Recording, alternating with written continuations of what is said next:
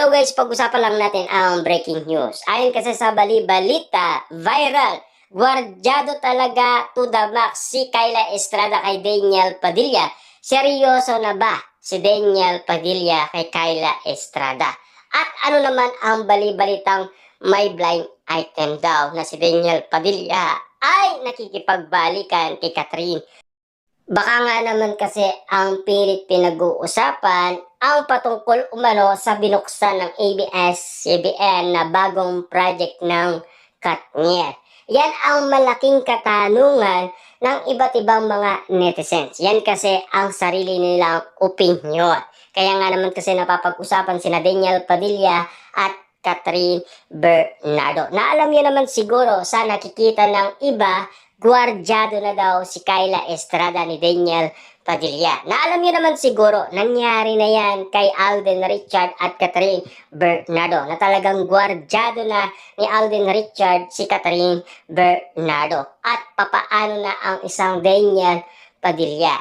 Kaya nga naman kasi usap-usapan noon, kawawa si Daniel Padilla.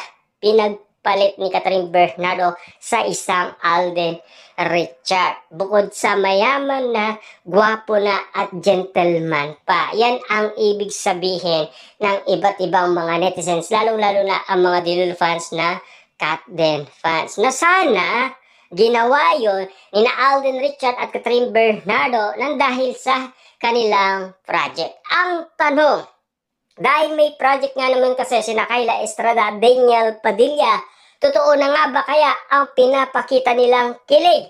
At totoo na nga ba ang kumakalat na chismis na magjowa sina Daniel Padilla at Kyla Estrada? Kasi natatakot umano ang mga Dilolo fans na magkaroon ng project ang dalawa dahil sa nakikita nilang kilig at lambingan at sweetness na pinapakita ng dalawa. At lalong-lalo na in love na daw sila sa isa't isa at lalong-lalo na binago daw ni Kyla Estrada ang buhay ni Daniel Padilla.